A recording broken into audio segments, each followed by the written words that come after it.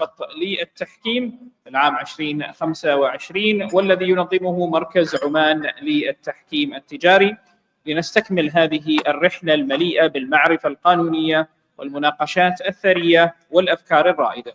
كما ننوه بأن أجهزة الترجمة متوفرة خارج القاعة مباشرة على باب الاستقبال لمن يحتاج إلى أجهزة الترجمة. So just like to put a note that the translation sets are available just outside of the hall if you require any translation, instant translation from Arabic to English or vice versa.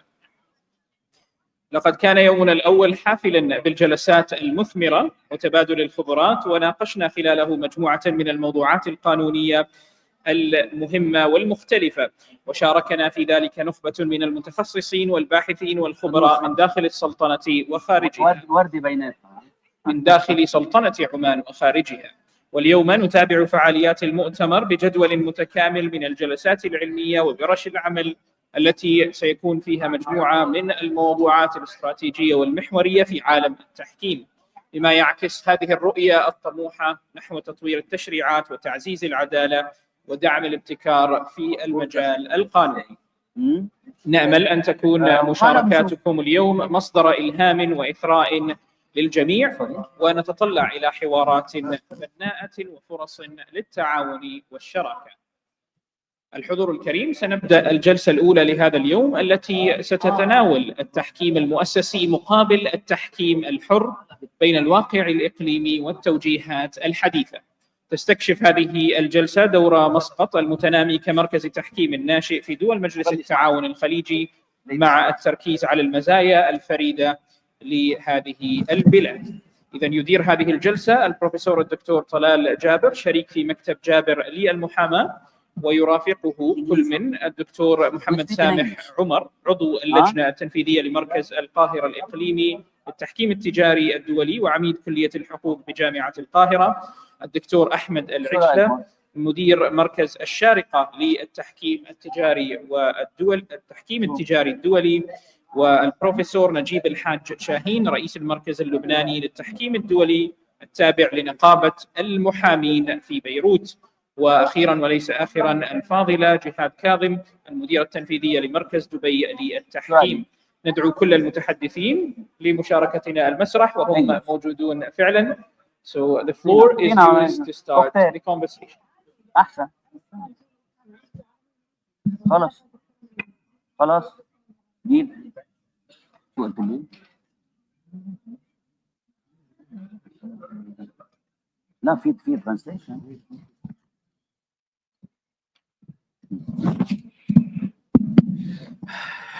Good morning.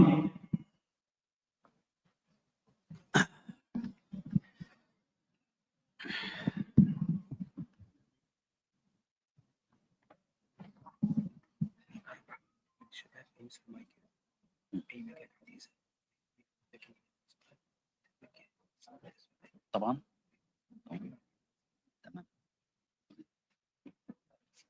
Yeah. So good morning, ladies and gentlemen. صباح الخير. I will be speaking partly in English, partly in Arabic. عشان التنوع، كيف هذه على الطريقة اللبنانية دكتور عبد الله، ما هيك؟ So أهلا وسهلا بالجميع. The panel today will be about the interaction between institutional arbitration versus ad hoc arbitration and the impact on such a difference in our part of the world.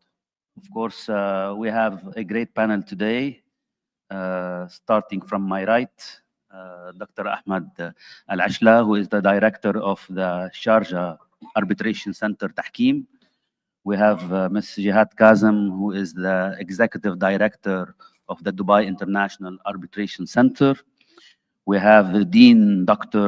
Muhammad Sameh Amr, member of the executive committee of the Cairo Regional Center for International Commercial Arbitration, and he's the Dean of the Faculty of Law at the University of Cairo. And last but not least, my good friend, Professor Najib Al-Hashaheen, who is a professor at the University St. Joseph in Lebanon, practicing lawyer, international arbitrator, and the director or president, if we can say, of the Lebanese International Arbitration Center in affiliation with the Beirut Bar Association. Of course, hopefully today it will be an interactive session.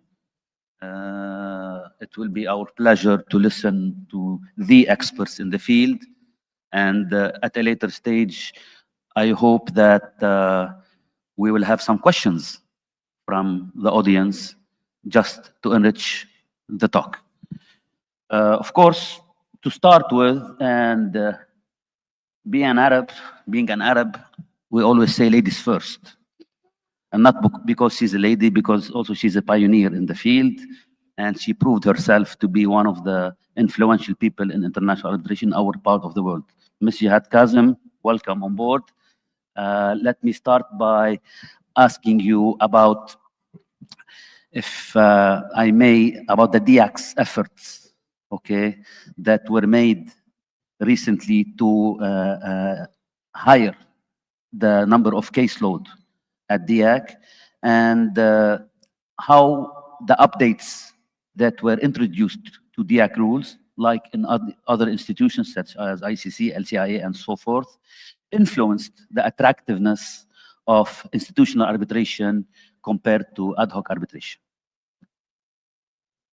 Assalamu alaikum. Good morning, everyone, and thank you, Dr. Talal, for the introduction. I would like to, first of all, really appreciate the efforts that the Oman Commercial Arbitration Center has made in bringing everyone together, and congratulate Dr. Abdullah and the entire team of the OCAC for introducing this initiative, which is, of course, an arbitration event, first of its time, and it's an inaugural event. So I'm totally honored to be here and also be with everyone. And I noticed one thing, that on this panel, I'm the only one who is not a PhD holder or professor, so it's an honor for me to be here. One of the things which I think I would like to talk about is the growth of DIAC as a center. The center was established in 1994, and we had a very humble beginning. We were focused mainly on domestic disputes. The center was established to provide an equitable and efficient forum for resolving disputes for businesses. Little by little, we started to get cases from the GCC and then the wider region. And now DIAC is the largest arbitral institution in Middle East, Africa, and South Asia, which is the MIASA region.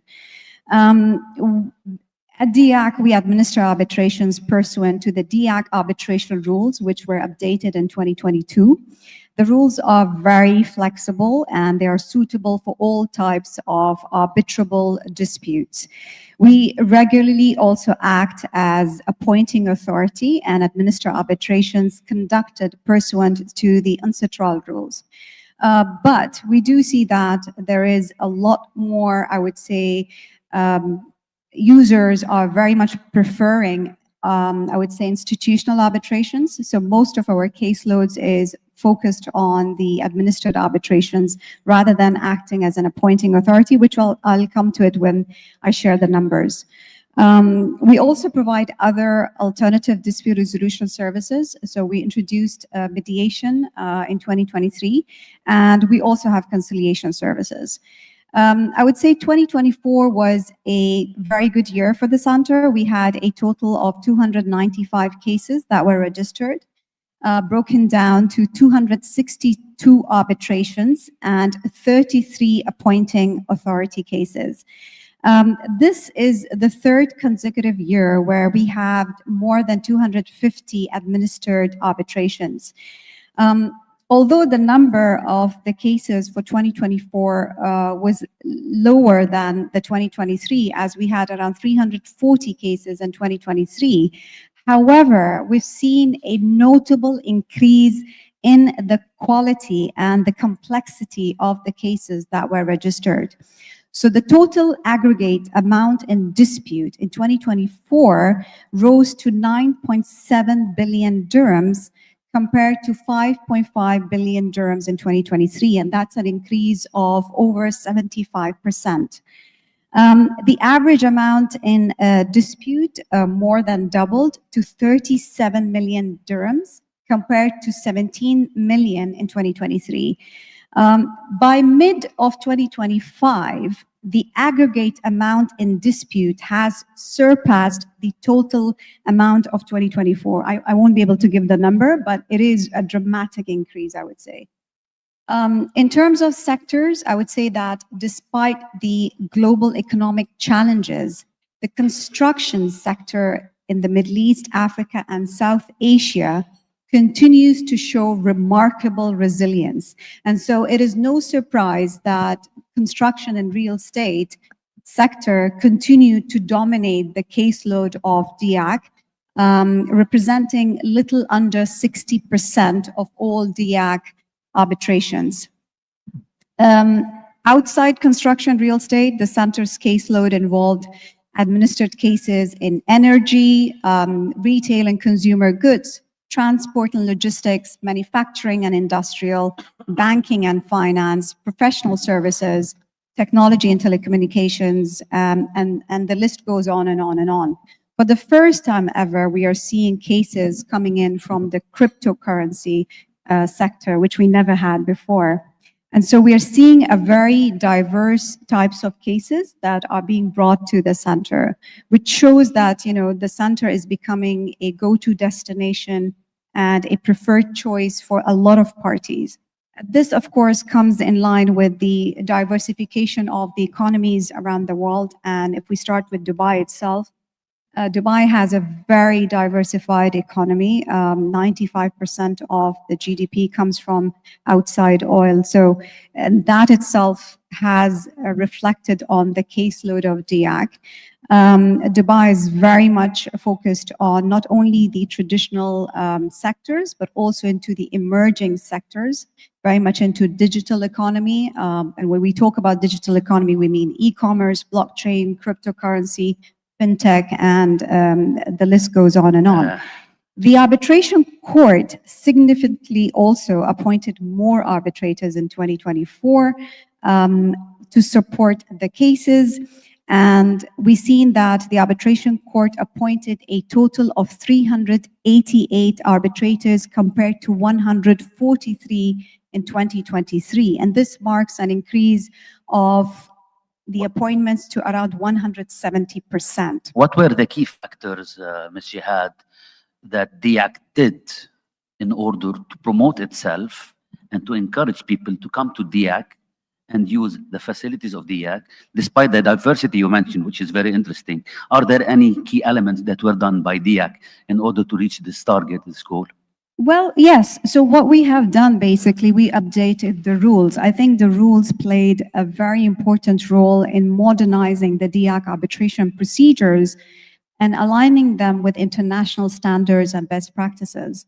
The previous rules were 2007 rules, and they were very outdated.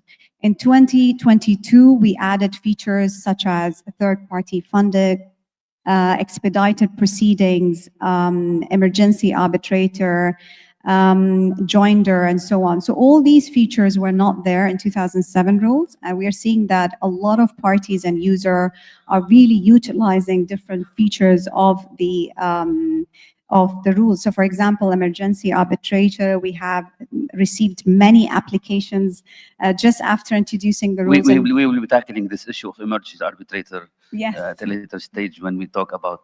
yeah, and so these things do show that people and parties are very much utilizing the features that we have provided.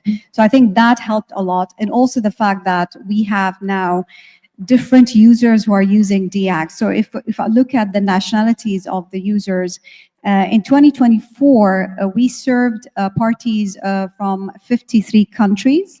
And over the past 5 years, the number of users in terms of nationalities has more than doubled. So that shows that there is an increase of international parties who are using DIAC. And what we have done also to cater to our users who come from different nationalities, backgrounds, we have also translated our rules into 5 languages. So historically, DIAC had its rules in Arabic and English. And for the first time, we have translated our rules into 5 other languages. We have Spanish, Portuguese, French, Chinese, and Russian. Interesting. So I think that also will be able to, I would say, help our users, and they will be better understanding the procedures and the process that govern their arbitrations. I would say in terms of the other aspect, I would say that what we also entered into strategic partnership in Opus 2. So in order to basically serve our users and to make our services more efficient and more transparent and more accessible, we also introduced our case management system in partnership with Opus 2. We are launching it next month. It's called Dana by DIAC. We unveiled that case management system during the Dubai Arbitration Week. It is a centralized system, I would say, that provides features such as case registration, e-filing, document submission, and so on. I think that will also enhance, the accessibility for our users to ensure that they're able to basically apply to the system in terms of the cases, and also to ensure that they're able to understand the progress of these cases. Now, over time, what we will do, we will also add more AI features in the system. So the system has been built with scalability in mind.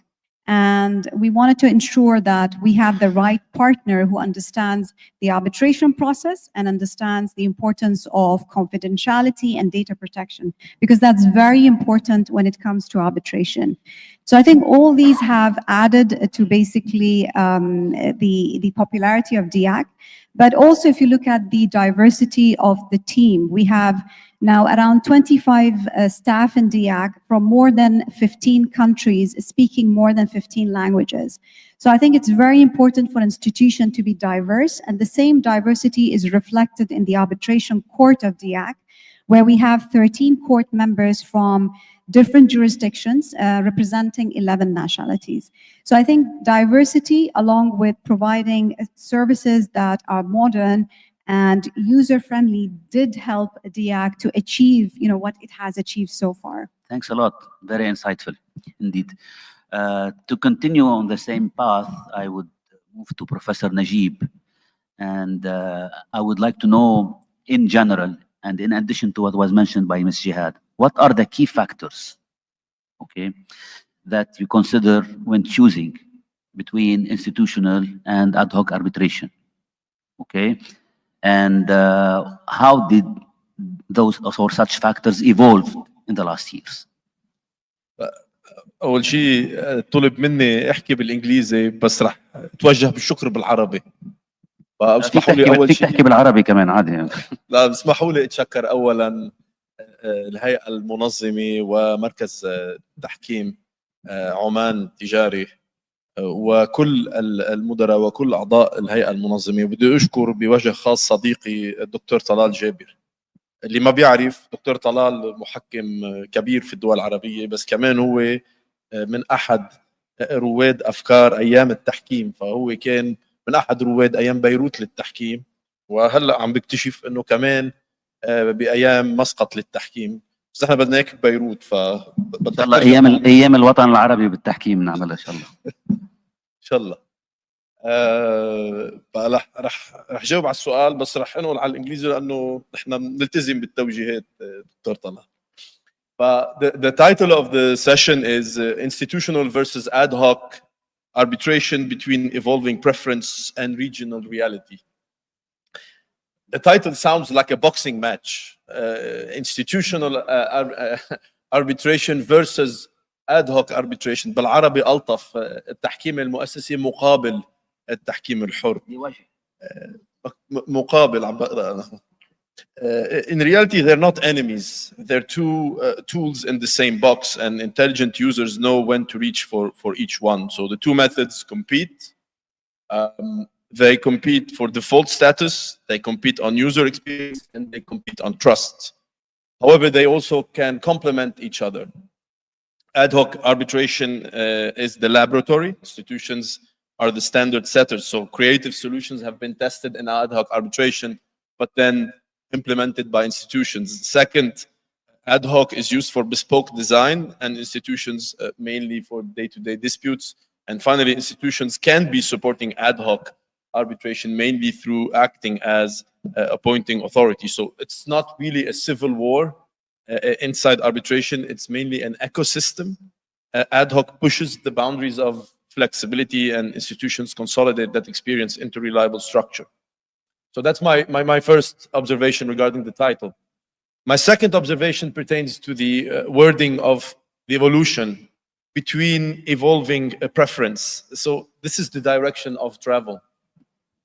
Users, surveys, and in-house counsel increasingly prefer institutional arbitration. So if you look at the global and regional trend, the preference is evolving towards institutional ADR. Finally, there's a third component to this title, which is the regional reality. So we have to look at the regional reality as a whole. There's a lot of what we call legacy contracts, so contracts that have been drafted in the 90s that contain ad hoc arbitration clauses.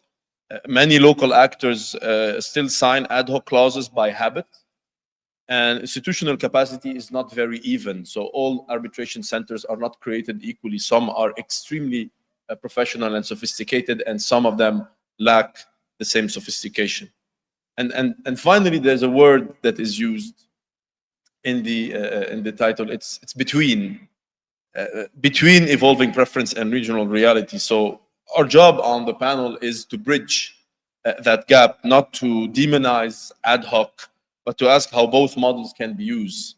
And let me start with a confession. I'm a president of an arbitral institution, the LIAC PBA, and yet I'm not here to tell you that institutional arbitration is always preferable. And I'm here to argue something more interesting, that our preferences are clearly evolving towards institution, but regional reality still forces us to live every day with thousands of ad hoc clauses. And between those poles, parties don't need ideology, they need a criteria, as Talal mentioned earlier. So first, is institutional arbitration always preferable? Quick answer, no. There is a very strong trend in MENA towards institutional arbitration. Users like structure. You have clear rules on appointment, challenges, replacement, joinder, consolidation, emergency relief, time limits. You have administrative support and credibility. You have a secretariat watching deadlines, deposits, conflicts, due process. And you have predictability with fees, cost calculations, expedited proceedings, and realistic timetables. So let's take a classic example in the Gulf, a mega construction project. You have an EPC contract, 5 subcontracts, performance bond, maybe a direct agreement with the lenders. Under modern institutional rules, you have the tools to handle these complex proceedings. So you have rules on joinder, on consolidation. You can build one coherent process instead of 4 or 5 overlapping arbitration, which is where institutional arbitration has its advantages. Under a bare ad hoc clause that says, for example, arbitration in Musqat or arbitration in Beirut, the same flexibility becomes quickly a project risk. So yes, institutional arbitration has 3 big advantages: structure and procedural net, administrative support and credibility, and predictability of cost and time. And I may add that local courts might sometimes prefer institutional arbitration because of the scrutiny process that these institutional arbitration centers have. But, and this is very important, ad hoc arbitration is not a villain in the story. Ad hoc has 3 genuine strengths. So first, it has maximum procedural flexibilities. Parties and tribunal can tailor everything: timetable, evidence, hearings. Potentially, you can save costs with ad hoc arbitration because you are waiving institutional fees. And third, parties have control over appointments and designs. This is especially interesting for states and in very sophisticated corporate entities. Let's think of the many ancestral investor state cases. States deliberately choose ad hoc arbitration with a respected appointing authority because they want that blend of control and flexibility, and massive arbitration award that have become landmark in the Arab. Allow me to interfere, please. If you can focus a little bit about the role of UNCITRAL in playing a middle role in such a thing. So this is very important, and this is extremely important in treaty investment arbitration cases where you have options by using the ICSID, for example, arbitration center, or going ad hoc using unsutral arbitration rules. And as counsels, you have to act mainly in three ways. One, is there a difference between both systems? So sometimes ICSID case law is more stringent than ad hoc, so you have better chances of winning by going ad hoc. Second, can you save costs on ad hoc arbitration? And third, will it be enforceable using ad hoc? And one of the most famous cases in the Arab world was an ad hoc arbitration case. It's the Al-Kharafi case. The Kharafi case was an ad hoc arbitration case, and which yielded a massive result for the creditor. So the problem is usually not ad hoc. The problem is bad ad hoc. So legacy clauses that say nothing more than arbitration in this city, for example, under applicable law. The administrative burden would be on the tribunal. Second, when you don't have any rules, nor institutions, nor appointing authority, then this will be a complex issue with regards to challenges, replacement of arbitration, consolidation, joinders. And third, and this is very important, pathological drafting of ad hoc arbitration clauses. Institutions have model arbitration clauses that make life easier for lawyers, and any dispute lawyer will tell you we would prefer to have the boilerplate model clause in the contract than a sophisticated party creation in the text. So we all know these clauses. They are everywhere in construction, agency contract, and banking. And this is what I meant by the regional reality of the current landscape. And it's not only ad hoc that has a dark side. So institutional arbitration can have downsides as well, and we should be honest about it. First, it offers less flexibility. Second, it adds an extra layer of costs. And third, it can suffer from bureaucracy and delays, slow confirmation, slow challenges, a heavy scrutiny. And we saw, for instance, one of the main issues that happened in Dubai is when the DIFC, LCIA, and DIAC saga happened, when the decree consolidated everything within the DIAC. This changes in institutional architecture has created real legal uncertainty in different jurisdictions. So ad hoc at its best is procedural haute couture, if you want. And institutional arbitration is an excellent ready-to-wear, prêt-à-porter in French. Branded institutional. So both can be beautiful, but both can be disastrous if you have a bad tailor with regards to ad hoc. Now, to your second question, Talal, how do we choose? Yes, but just allow me to ask Dr. Muhammad just to add up on the features or characteristics, and then we'll move to this point, how to choose. So do you have something to add, Dr. Muhammad? First of all, I would like to thank you, Dr. Talal, and I'm honored to be here in this panel. And I'm really thankful to the Oman Center for Arbitration as well, for such great organization and to be in this lovely city of Muscat with you. And allow me, since we are in Muscat, to speak in Arabic. So we make some cultural diversity in the. I will finish in French, so we'll make it a cocktail. أنا بس يعني حبني على كلام البروفيسور نجيب فيما قال فيما يخص التحكيم المؤسسي والتحكيم الحر. عارف حضرتك طبعا ان ودي من الخبره ان اخر شرط بيتم الاتفاق عليه في اي عقد في الاخر احنا بنسميه شرط منتصف الليل، اللي هو الاطراف بيبقوا هلكوا نفسهم في التفاوض ويجوا عند الشرط الخاص بتسويه المنازعات والشرط الخاص بقانون واجب التطبيق، ويبقى الاسترس عالي جدا، فبيبقى ساعات مفيش الدقة الشديدة في صياغة هذا الشرط. وده اللي احنا بنعاني منه بعد كده كمحكمين لما بننظر للشرط وبيكون في دفع بأي تشالنج، أي اعتراض على شرط التحكيم، لأن ده بيؤدي إلى مشاكل. لكن في نهاية الأمر أنا أعتقد أن احنا تجاوزنا مرحلة الاختيار بشكل كبير في المرحلة الحالية. خلينا نقول عشان نبقى دقيقين ما بين فكرة ان الاختيار للتحكيم المؤسسي او التحكيم الحر. انا اعتقد لو هناك يعني في احصائيات بتتم، الغالبية العظمى ان الاطراف دلوقتي بتروح لمؤسسات، ما بتروحش للتحكيم الحر. وده دليل على انا بتكلم سواء يعني على المستوى الدولي او المستوى الاقليمي. يعني اصبح لدينا عدد من مراكز التحكيم لها سمعه دوليه كبيره، وعندها كريديبيليتي، عندها مصداقيه كبيره جدا. انا بتكلم على المنطقه، وده بنشوفه بوضوح شديد جدا حتى في ارقام القضايا التي تحال الى هذه المراكز. فاصبحنا النهارده اعتقد ان عدد الموجود من مراكز التحكيم في المنطقه بقى بيعكس ثقه المتعاقدين في مؤسسات التحكيم ومراكز التحكيم اللي موجوده. علاوه على ذلك، انا شايف ان مراكز التحكيم نتيجه القواعد الاجرائيه اللي هي بتضعها والتطوير اللي بيحصل في القواعد الاجرائيه اصبحت جاذبه ايضا. يعني لو بناخد مثال، انا عشان موجود مع حضراتكم يمكن اتكلم على مركز القاهره للتحكيم التجاري الدولي. احنا عدلنا القواعد وطورنا القواعد وادخلنا افكار جديده تعكس الممارسه الدوليه،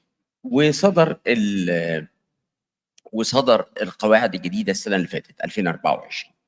يعني لاول مره ندخل التحكيم زي الاجراءات السريعه، اكثر انضباطا في الموضوع الخاص بعلاقه اللجنه الاستشاريه بهيئات التحكيم ودورها، التحكيم الطوارئ، وايضا موضوع رح نحكي عنها ايمرجن نرجع اربيتريتور. عندي سؤال مهم عن الموضوع. لكن في نهايه الامر وايضا الموضوع المصاريف اللي بتخص هيئه التحكيم ومركز اتعاب هيئه التحكيم ومركز التحكيم. وهنا بقى في جداول، فاصبح النهارده الاطراف قبل بدء رفع الدعوه بيكونوا عارفين التكلفه اللي هم داخلين عليها في حاله رفع. طبعا موضوع بس شو الفرق بينه وبين التحكيم الحر؟ ما كمان بالتحكيم الحر بوثيقه التحكيم بتحط كل التفاصيل اللي انت عايزها. ده كلام سليم، لكن في ممارستنا العمليه، واعتقد ان حضرتك اشتغلت الاثنين بكثره، وجود التحكيم المؤسسي بيدي الاطراف طمانينه ان الفلوس اللي بتدفع بتروح للمركز كوسيط اللي بيشرف على عمليه الصرف، سواء فيما يخص الاتعاب او مصاريف مهم المركز. يعني مهم جدا. بينما في التحكيم الحر بيبقى فيه نوع من، خلينا نقول يعني مش القلق، ولكن عدم الارتياح بين الاطراف الدعوه وبين هيئه التحكيم نفسها، لان بيبقى يدخل في تفاوض مباشر على اتعاب هيئه التحكيم. ده ما بنشوفوش في التحكيم المؤسسي. التحكيم المؤسسي عندما تحال الدعوه بيتم تقدير القيمه بناء على قواعد نون نيغوشيبل. بالظبط. ولا والمركز عنده قدره في الحركه ما بين الحد الادنى والحد الاوسط، فالمركز بيدي حتى لاطراف الدعوه طمانينه، والمركز بيقدر جهد هيئه التحكيم. فياتي المركز من حقك في اثناء سير الدعوه اللي المركز بيراجع. في مراكز كتير بتقول لك اديني عدد الساعات اللي انت عملتها، بيراجع قيمه النزاع. يعني في التحكيم الحر مثلا حتى لو زادت قيمه النزاع مش من المفترض انك تدخل في نقاش مع الاطراف انك تزود قيمه اتعاب هيئه التحكيم. بينما في التحكيم المؤسسي بيقدر المركز يتصل بالاطراف ويرفع اتعاب هيئه التحكيم نظرا لوجود دعوه مقابله او زياده طلبات المحتكم في الدعوه الاصليه. وده ايشو فند هولدينج كمان مهم جدا. وده بيعتبر، انا برايي هيدي اهم من اهم النقاط، لانه بالتحكيم الحر الفند هولدر will be one of the members of the tribunal which is very dangerous. يعني لا سمح الله توفى، يعني شو بصير بهي حاله؟ تعمل حصر ارث وتشوف هلا ترجع تسترد الاتعاب والمصاريف. حاله الرد مثلا. That's why ببعض التحكيمات الحرة they are using institution as fund holders. ديك عندكم اياها. وده بيحصل. وده بيحصل. فبيبقى بيدي طمأنينة لأطراف الدعوة التحكيمية إن الفلوس اللي بيدفعوها لو في سبب من الاسباب ان هيئه التحكيم لم تكمل مهمتها، يبقى في الحاله دي المركز بيقوم زي الوسيط او الحساب الوسيط بين اطراف الدعوه التحكيميه. لقاء اتعاب رمزيه زميلنا. فندم؟ لقاء اتعاب رمزيه يمكن 1% او شيء. لا مش يعني مش مبلغ كبير، ولكن بيدي طمأنينة للأطراف وبيدي طمأنينة لهيئة التحكيم أيضا. فده اللي شق أو جزء من العلاقة بين الأطراف لما بيتم الصياغة أو أثناء سير الدعوة في عملية نروح للمؤسسة ولا نروح للتحكيم. صح. شكرا دكتور. Can I just add one thing, very interesting point, دكتور سامح. في دياك لاحظنا ان over time عدد الطلبات اللي تينا to act as an appointing authority is becoming much less. واكثر شيء الناس تروح على institutional arbitration. So the past 2 years, our role as an appointing authority is the cases around 30 something. نحن عندنا قبل سنوات كانت توصل 50 قضية أو شيء و60 where we were acting as an appointing. So we are seeing over time it's going down. ومعظم users, they are more or less now more comfortable towards institutional arbitration. I'm not here to basically criticize ad hoc arbitration. I want to be as neutral as possible, but we realize and we notice that when parties go for ad hoc arbitrations, they are going through a process which is not very structured. There is no a certain tight framework to it as an institutional arbitration. It's very flexible, but on the same time, it's quite loose. And so parties have to figure out a lot of things when they're going into that process. One of the major issues parties face in ad hoc arbitration, I would say, is the issue of agreeing to the fees also of the arbitrators, because the arbitrator will basically give the fee or whatever they, of course, after assessing the case and all that. And sometimes parties feel that this is too expensive, but there is no certain, I would say, criteria for that kind of. In institutional arbitration, you have a very clear table of fees and costs that tells you about not only the admin fee or registration fee of the center, but it does tell you about the fee of the arbitrator. And most of the time, it depends on institution. Some institutions follow the hourly basis, of which are very few, but most institutions follow the ad valorem approach when they have basically set their fees. Ad valorem is very much aligned with and based on the claim amount. So ICC, SIAC, DIAC, and many leading institutions.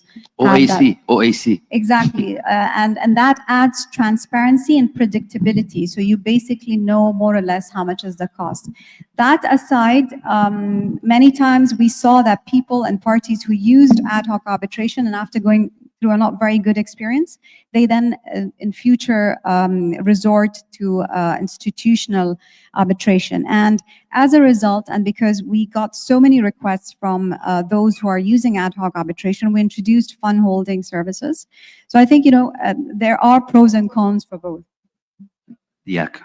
Approximately, how many cases we for just fund holding? introduced the service, so we still, it's new. Yeah, it's a very recent service, and I used to use LCIA in the past, so now we will use DIAC. Professor Nahib, you have something to add. Thank you, Ms. Jihad. ثلاث نقاط سريعة بس على اللي انقال، لأنه أنا بوافق يعني اللي قاله دكتور محمد. ميكرو. أستاذي جهاد. قرب ميكرو بليز. بس بدي أقول 3 أشياء. أولاً عندنا مشكلة بتحديد الأتعاب بالآد هوك، لأنه بيوصلنا طلب التحكيم كمحكمين منه محدد.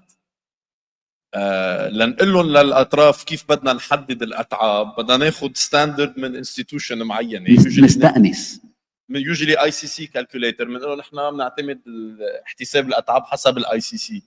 هالكيس فاليو حسب اللوكيشن وحسب يعني اذا بيوروب تعمل ICC، اذا بالمنطقه هون انا يوز دياك ريفرنس. طبعا حسب نحن وين، بس لنعرف قد ايه بدنا نحسب الاتعاب بدنا ننطر تبادل اللوائح بين الاطراف لنعرف قد ايه قيمه النزاع. هذا اول شيء. ثاني شيء، طب اذا ما اتفقنا على الاتعاب مع الاطراف وصار في قطعت فتره زمنيه واشتغل الاربيتريتر، شو بيصير؟ انا صارت معي مره الاطراف واحد ما وافق على الاتعاب والثاني اصلا ما بده يدفع، بالاخر انسحبت من التحكيم. 3 وهيدي مهمه كثير، طب شو بيصير اذا واحد بعد ما بده يدفع؟ عملها ببلاش. لا ما بيصير ببلاش. لا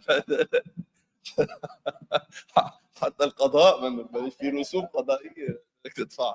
بس على كل حال النقطه الثالثه وهيدي اساسيه وما بنضوي عليها كثير. طب شو بيصير اذا حدا من الاطراف قرر ما يدفع ومش مكتوب بوثيقه المهمه او ما انمضت وثيقه المهمه بعد؟ اذا ما دفع بيدفع هيداك بيوقف التحكيم، شو بيصير؟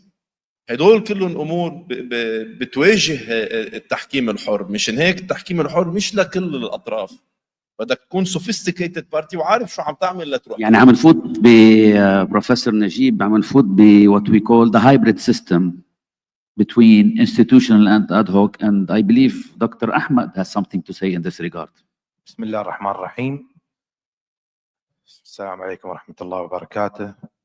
بالبداية حاب أشكركم ونشكر القائمين على هذا الحدث وتنظيمه، ويسعدنا ويشرفنا على وجودنا هني للمشاركة في هذا الحدث المهم. اللي حصل نحن معنا في مركز الشارقة للتحكيم التجاري الدولي في الآونة الأخيرة، صار عندنا تعاون مثمر مع السلطة القضائية.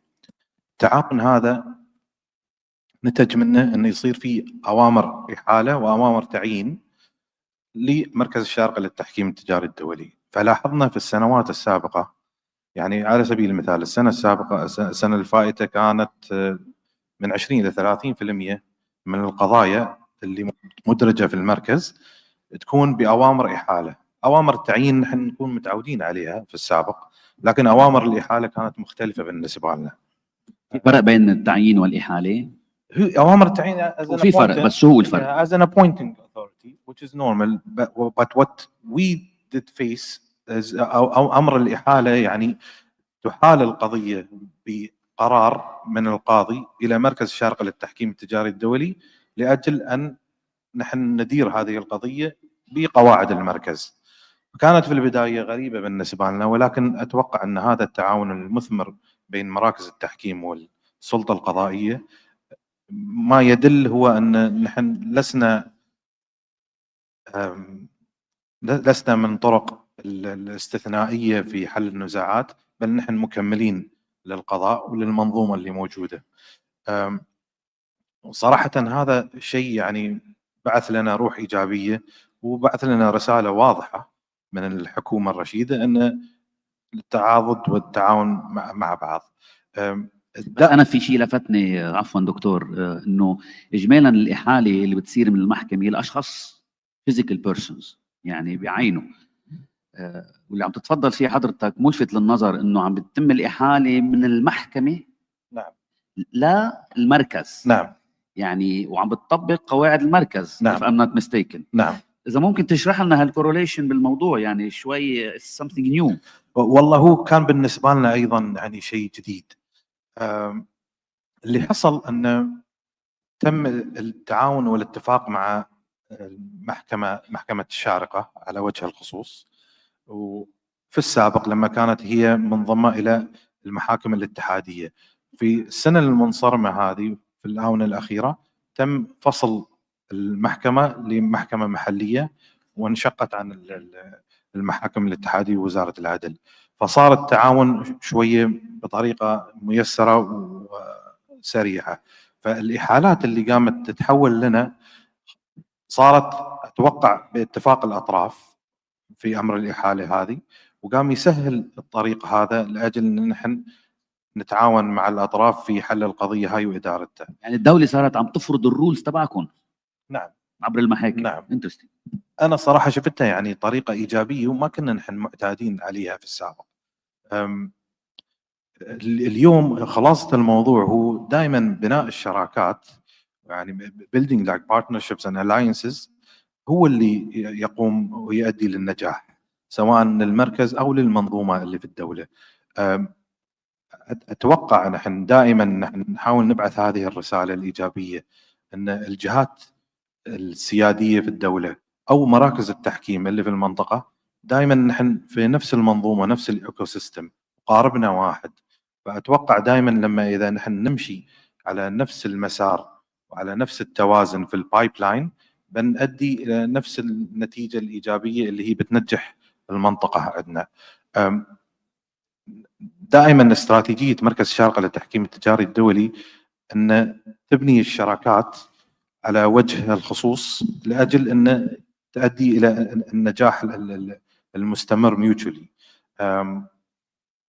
اكثريتها تنجح صراحه، ولكن دائما الذكين مسج اللي نحن نبغى نوصله انه without alliances and partnerships ما اتوقع ان النجاح بيكون مثمر. هذه يعني طريقه نحن اتجهنا فيها وخضناها، وكانت تجربه صراحه مثمره جدا وادت الى ايجابيات كثيره ونجحت الكل. المنافسه اليوم صحيح ان هي موجوده وفي من يتميز فيها ومن غيره، ولكن دائما التعاون هو اللي يؤدي الى نجاح الكل. شكرا دكتور احمد. عندي سؤالين بعد صراحه، وبحب اسالهم بشكل عام للبانل، يلي بيحب يجاوب اهلا وسهلا. اول سؤال يتعلق بالemergency arbitration and expedited procedures. What's the correlation between both systems and which one you recommend? Maybe. يعني سريعا طبعا خلينا نقول ان طبقا للقواعد دلوقتي وده اتجاه في قواعد مراكز التحكيم انه بيعالج الامرين، بيعالج التحكيم المعجل وبيضع له قواعد من ضمن القواعد وبيترك الخيار عبر المحكمه للادهوك. لا انا بتكلم لو بنتكلم في المؤسسي في التحكيم الاكسبيدايت اربيتريشن، انت بتترك للاطراف حريه الاختيار انهم يمشوا اما في المسار العادي او في المسار التحكيم المعجل اللي بتبقى اجراءاته اسرع بكثير وهم ليهم الاختيار. وهناك بعض المراكز بتربط الاختيار الى التحكيم المعجل بقيمه النزاع، فكلما كانت قيمه النزاع قليله كلما كانت المراكز بتشجع اكثر للجوء الى هذا الطريق. ولكن تحكيم الطوارئ ده اجراء اخر بتنص عليه قواعد عدد من المراكز، الهدف منه هو زي التدابير المؤقته او زي ما بنروح للمحكمه ناخد امر على عريض، ان هناك في مش اشكاليه عند احد الاطراف، خطاب ضمان هيتسيل مثلا، فبدل ما ينتظر اللجوء الى المركز ويقدم طلب التحكيم وينتظر تشكيل الهيئه ومن ثم تتشكل الهيئه وتضع القواعد الاجرائيه وتنظر الاجراءات اللي احنا عارفينها بتاخد لها 6-7 شهور كده، لا ممكن يلجا الى المركز ويودع طلب اسرع بشكل سريع، والمركز لازم يتجاوب بشكل سريع. يعني طبقا للقواعد انا هنا ما بخصصش على اي مركز من المراكز، لكن هتلاقي في يومين بعض القواعد بتعطي السلطه للمحكمين ياخذوا هكذا قرارات. يعني بعض المراكز بعض القواعد تعطي هذه السلطه الى المحكمين. لا ممكن بتعطيها للمحكمين وممكن بتعطيها الى اجراء خاص، يعني يطلب من المركز قبل ان يودع طلب التحكيم يقول انا عندي شرط تحكيم، انا عندي نزاع، الطرف الاخر هيسيل خطاب الضمان او في بضاعه في المينا مثلا ممكن تفسد او ما الى ذلك، فبيطلب من المركز ان يتحرك ويعين محكم واحد للنظر في الامرجنسي سيتويشن دي، وبيقوم على طول.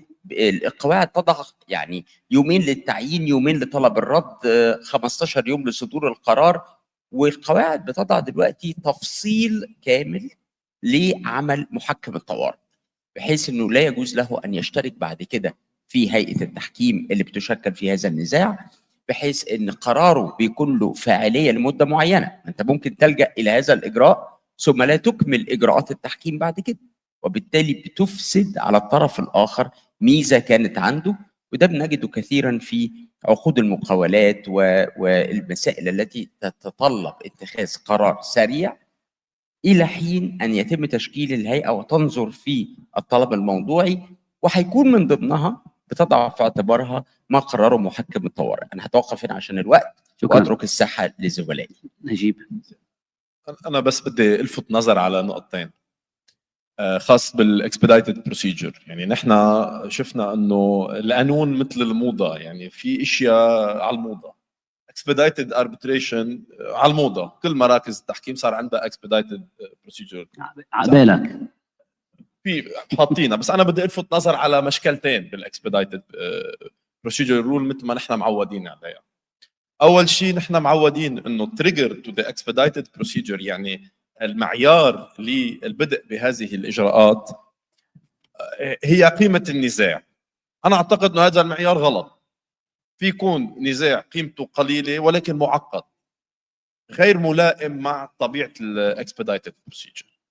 النقطة الثانية اللي أنا بلفت النظر عليها وعم بحكي في رؤساء مراكز تحكيم وأعضاء مراكز تحكيم على البانل، هي lack of flexibility أو rigidity of the rules of the expedited proceedings.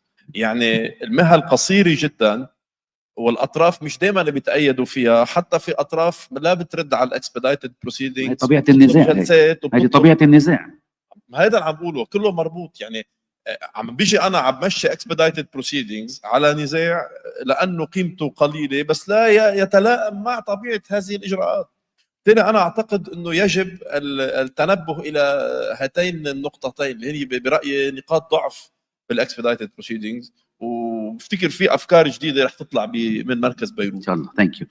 My last question, and then I will open the floor, the panel for the question for the audience, esteemed audience, to give for questions, if any. But my last question is relates to the quality of the awards. Some institutions have imposed the scrutiny or to scrutinize the award before it is being rendered. وهذا الشيء بلش مثلا على الاي سي سي، وهلا دياك is adopting كمان the scrutiny thing. هل ممكن نعتبر انه السكروتني او التدقيق بالقرار التحكيمي gives a better quality for the award ونتجنب دعاوى الابطال بالمستقبل، ولا غير شيء؟ حدا ما بعرف من الزملاء بيحب يحكي عن الموضوع. مدام جهاد بتحبي تقولي شيء لو سمحت؟ Yeah, so if we started with, as DIAC, we took an approach for scrutiny. Now, you have some institutions that have very hard scrutiny. We don't do that. We follow a soft touch kind of, or soft scrutiny. Our arbitration court basically looks after the scrutiny. We make sure that we provide the soft scrutiny in an efficient manner, I would say within 5 days. We've heard that sometimes in some institutions, scrutiny, especially if it's hard, it can take months and months and months, which can delay the process. So we are at a position where we think soft scrutiny works best for us. 5 days? It's 5 days. 5 days. But when you're talking about quality of award, I think, one thing which perhaps adds to the quality is publication, I would say, of awards.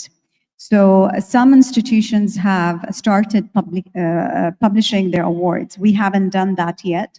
But I think once DIAC will start publishing its awards, as soon as arbitrators know that, we are very much recognizing publishing the awards, and some of them, of course, it depends on the consent. Confidentiality, yes, more than. And also depends on the consent. But I do think that once you publish awards, because the awards are very much going to be subject to public scrutiny, arbitrators more or less would basically draft a very meticulously written award. But in terms of the scrutiny of DIAC, it's 5 days, soft scrutiny. And I think it's a very good starting point. For us, it's important that we do things efficiently. We don't want to delay. But one thing I would like to just add on the expedited proceedings. So the DIAC arbitration rules in 2022 introduced expedited proceedings. According to our rules, the time limit, or not the time limit, the threshold for the amount is less or up to 1 million dirhams. And I think that's very less, because some institutions, they have it up to, I think, 3 million. But there is a cap. Yeah, there is a cap. There's a cap. But one thing I would like to say that for everyone, please do not just assess a case based on its amount. It could be that there's a case for, let's say, 1 million dirhams, but it could be very, very complicated. It's all about also the complexity which parties have to take into account. And so you don't want to rush into expedited proceedings, given that awards in arbitration is final. So I think finality is very important. So do we want to focus on the quality of the arbitration, or do we want to focus on the time that it takes to basically both. render the award? Yeah, but sometimes it's difficult to have best of both worlds, to be honest. Thank you. Time is up, but I need 5 more minutes, if I may, for him just to add up, and then we will open the floor to the بدك عربي او انجليزي جواب؟ تفضل عربي. فرنسي. عربي. طيب بالنسبه للسكروتيني اوف اوورد، هذا سؤال مهم دكتور طلال، لانه هذا الفرق بين اد هوك وانستتيوشن.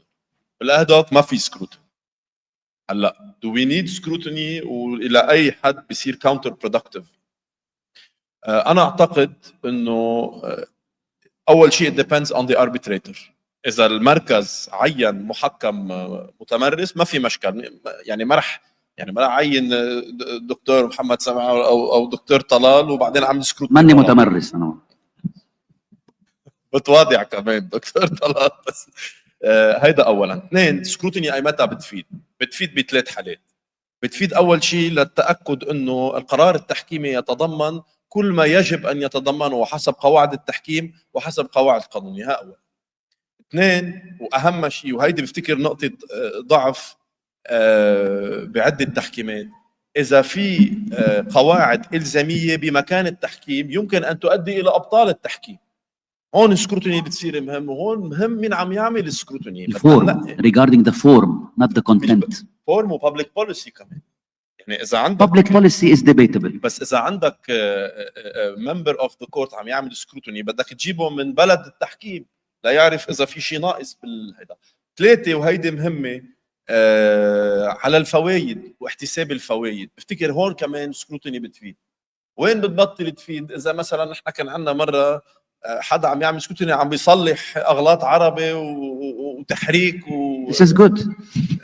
هيدا تضيع وقت للتحكيم وللاطراف وللمحكم. بفتكر يعني في ميدل جراوند بين الاثنين. واعتقد الحل اللي طرحته استاذ جهاد بدي اياك 5 ايام فور سكروتيني از ا فيري جود رول. دكتور محمد، انا في كلمه واحده بس، انا مع التدقيق. يعني السكروتيني انا شايف انه اجراء مهم، وانا بتكلم يعني اصبحت مراكز التحكيم ايضا تنظر وتاخذ بهذا المنظور من ده، ولكن المهم فعلا زي ما قالت الاستاذه جهاد، انك لا تستغرق كثيرا. soft scrutiny is important، لانه كمان بيدي ثقه للمركز نفسه، يعني للمؤسسه او للمركز بيبقى عندها اتجاه واحد من حيث الشكل، من حيث الستايل، من حيث ازاي بتقدم، وبعدين زي ما احنا بنقول عين على عين، ففي عين اخرى من حد ما كانش داخل النزاع او داخل النظر وكتابه الحكم، بينظر للحكم كانه من الغير، وبينظر للحكم قبل ما يخرج الى الاطراف.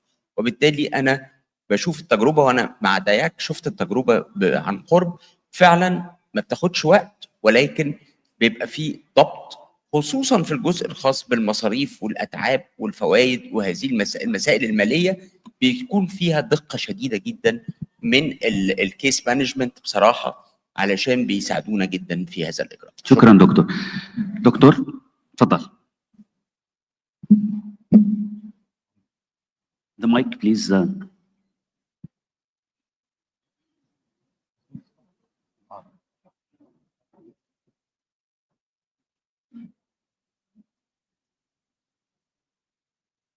شكرا.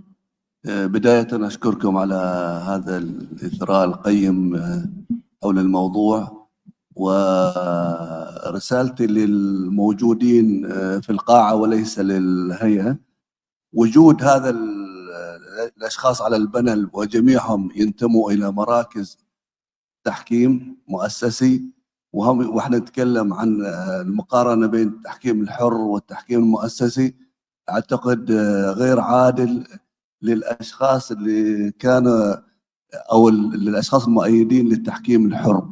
ولذلك وأنا رئيس مركز عمان للتحكيم أطالب كل من موجود في القاعة له رأي مخالف لما طرح أن يتجرأ ويطرحه بكل يتجرأ ويطرحه بكل موضوعية، لأنه بلا شك هناك من الأصوات اللي ما زالت تؤمن بأهمية التحكيم الحر، وأنه قد يكون له مزايا أكثر من التحكيم المؤسسي، والذي سمعناها الآن من السادة على البنل. بالنسبة لآخر جزئية، أعتقد معظم المراكز الآن اتجهت إلى بحث، لا أقول مراجعة ولا أقول تقييم لحكم المحكمين أو لمسودة حكم المحكمين، وإنما بحث في الإجراء، في سلامة الإجراءات. أقرب أن نسميه بحث في سلامة الإجراءات، لأنه هيئة المراجعة لا تتدخل في عقيدة المحكمين ولا في ما انتهى إليه في الموضوع، إنما دورها فقط في سلامة الإجراءات ومدى مطابقتها مع الأنظمة والقوانين المطبقة على النزاع. وهذا هو يعني حقيقة أهمية الموضوع من هنا، لتجنب رفع دعوى بطلان على حكم المحكمين وفقا لقانون كل بلد من البلدان المعنية بالتحكيم. يعني وجود الأربعة المنتمين كلهم لمراكز تحكيم، حتى البروف محمد هو عضو حقيقة في مجلس إدارة مركز تحكيم، وبالتالي أكيد ميوله بيكون إلى التحكيم المؤسسي على حساب التحكيم العام. شكرا دكتور. ناخذ آخر مداخلة من طلال. بس إذا فيني بس أقول شغلة، لأنه في نقطة أساسية وأثرتها أنت، أنه ما تخافوا من التحكيم الحر. رح أقول شغلة، مرات اللجوء إلى التحكيم الحر يفيد استراتيجية الملف. ورح أعطي مثل جاي من لبنان. نحن بلبنان عندنا مشكلة بالودايع. المودعين خاصة المستثمرين الأجانب حطوا ودايع بالمصارف اللبنانية، مش عم يقدروا يطلعوا الودايع. واتفاقيات الاستثمار تنص على أنه الدولة المستثمر فيها تضمن التحويل الحر. طب أنا كمستثمر أجنبي إلي حق ألجأ للتحكيم لمخالفة هذا البند. طب ألجأ إلى تحكيم مؤسسي ولا ألجأ إلى تحكيم حر؟ رح أعطيك الجواب. أحسن لك تروح تحكيم حر، لأنه اجتهاد التحكيم المؤسسي تبع الإكسيد لا يعتبر أنه الوديعة هي استثمار، وبالتالي روح على التحكيم الحر. صرنا نعرف وين بنروح. ممكن بس قضية سوري بضيف بس نقطة على موضوع التحكيم الحر. في دول عندهم تجارب مختلفة، مثلا في الهند in India 90% of the arbitrations are ad hoc. Only 10% are institutional. ففي الهند الأغلبية اللي هي التحكيم الحر يعني، بس طبعا على حسب كل دولة. دكتور عبد الله عندنا بعد 5 دقائق، دقيقتين. بروفيسور، بعدين دكتور مصلح، بعدين كلوديا ونخلص. Thank you. Let me preface my very short comments by saying that what we have been experiencing in the last 20, 25 years is what we describe in a positive sense as democratization of arbitration, which means there are parties that have had the first arbitration ever in the last 20, 25 years, while at the same time, we have a number of users, the elephant in the room, who have had dozens of arbitration. So managing expectations amongst this diverse group of users is a critical part. And that's, of course, also manifested in the sort of division between ad hoc and institutional. When we interview DCs of multinational corporations, they always opt for ad hoc because they're afraid of the sort of cracky sort of confidentiality. Also, the desire of some institutions like the ICC to publish as much as they can, although the ICC itself agrees that only in 5 cases per year, the parties agree to waive confidentiality, although the rules push to that direction, and also that because they want to manage the process. So I think the problem we have is institutions have become very similar. There's a level, so one changes the rules, everyone changes the rules. And I wonder whether institutions are not bold enough to be a bit different in some respects. Whether it's costs, whether it's decisions about sort of consolidation or jointer. And one final comment on the expedited, I think, and the emergency. I think institutions are quite sophisticated to only appoint experienced arbitrators because these cases require somebody who is decisive. And when we talk about arbitrators, we forget that the major task is the ability to make decisions, of course, being available and all of that. So we should not have, because of the amount of dispute, less experienced arbitrator in expedited cases. That's actually when you need somebody to push the process. And perhaps a shout out here to TIAC. I think the emergency arbitration rules have much more flexibility built in than, for example, ICC or Stockholm. But the thing that is also there is that perhaps the fee for arbitrators is a bit too low, because the amount of engagement you have to have in these 2.5 weeks is quite substantial. Thank you Professor. دكتور مصلح تراوني تفضل. شكرا جزيلا. أنا فقط بشكل بسيط في التمييز ما بين التحكيم المؤسسي والتحكيم الحر، وبكل صراحة يعتمد على مسألتين مهمتين حتى أشوف أيهما أفضل.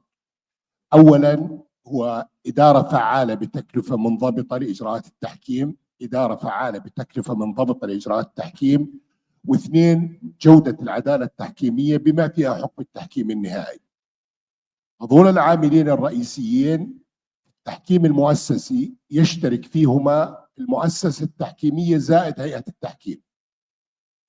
الآن أنا في رأيي إذا استطاعوا من خبرة العملية الآن أي واحد من اثنين لا يغني عن الآخر. يعني المؤسسة التحكيمية قد يكون لها قواعد منضبطة فيما يتعلق بالإدارة الفعالة للعملية التحكيمية، لكن بيطلع عندها هيئة تحكيم تعرقل هذه الإدارة الفعالة، وبالتالي بيصير نوع من عدم تحقيق أصلا القواعد المؤسسية لو في قضية في قضيتين للغايات، منها في ضبط الإدارة المنضبطة للإدارة التحكيمية، بالإضافة إلى موضوع أيضا اللي هو جودة الحكم التحكيمي اللي يقع تحت ما يسمى بموضوع السكرتني. احنا عندنا بالأردن على سبيل المثال نمارس التحكيم الحر ونمارس التحكيم المؤسسي، لكن أكثر قضايا التحكيم عندنا هي تحكيم حر. لذلك دائما بنقول لهم أو كما يقول إنه الآن التحكيم يكون جيدا طالما كان المحكم جيدا. يعني حتى في التحكيم المؤسسي أحيانا في إدارة غير فعالة من قبل الكونسلز اللي بيصيروا في بعض المؤسسات التحكيمية بيتبعوا القضايا التحكيمية مع هيئة التحكيم، والعكس صحيح. فلذلك المحور الأساسي أنا بقول هو هيئة التحكيم، لأنه هيئة التحكيم هي اللي بتلعب الدور المهم جدا في الإدارة المنضبطة للعملية التحكيمية، بغض النظر فيما إذا كان التحكيم هو تحكيم حر أو تحكيم مؤسسي. شكرا دكتور. آخر مداخلة للأستاذة كلوديا الحاج وبنختم لقائنا اليوم. تفضلي أستاذة كلوديا. المايك لو سمحت.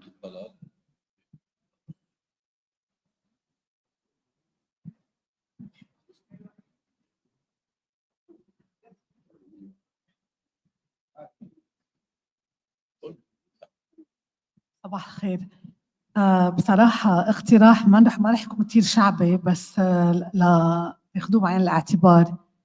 بما انه في تحكيم حر ومش كل التحكيم هن قضايا كبيرة او استثمارات بين دول او اقتراح اليوم، هل ممكن المراكز تحط شرط تحكيم نموذجي ليلي منه حابب يروح على مراكز تحكيم، بس أقله لا يخفف من مشاكل بعدين، لا مثل ما حكينا الميد نايت كلوز إنه ما يحطوا شو ما كان شرط تحكيم آخر نهار بيلزقوه بالعقد آخر.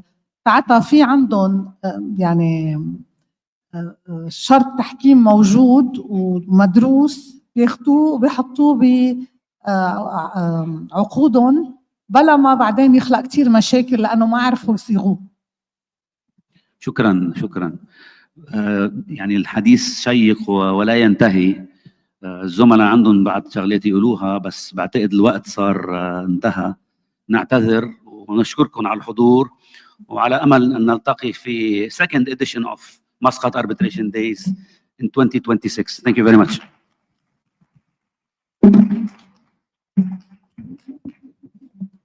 شكرا للبروفيسور ومتحدثيه الكرام في هذه الجلسة، وسننتقل بكم مباشرة حضورنا الكريم إلى الجلسة الثامنة، وهي الجلسة الثانية لليوم، تسلط الضوء على تنفيذ أحكام التحكيم التحديات في دول مجلس التعاون الخليجي. ستكون هذه الجلسة بقيادة الدكتور مصلح الطراونة، يدير هذه الجلسة وهو رئيس جمعية المحامين الأردنيين وأستاذ المحكمين الأردنيين وأستاذ القانون، ويكون برفقته كل من البروفيسور توماس كلي الشريك الإداري في شركة كلي، الفاضلة فاطمة العامرية محامية التقاضي الأولى في شركة دنتونز، وكذلك الدكتورة زينة عبيد شريكة في مكتب عبيد وشركاء. المنصة لكم دكتور.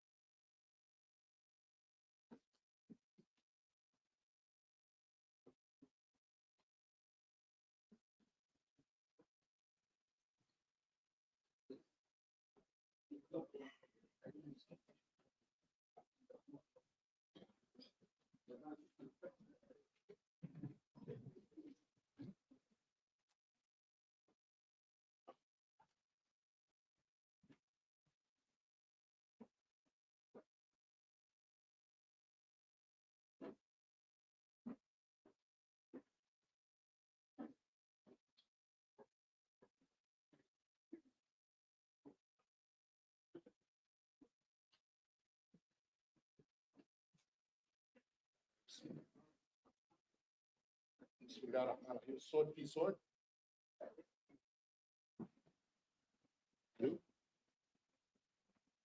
الو. بسم الله الرحمن الرحيم. السلام عليكم ورحمة الله وبركاته.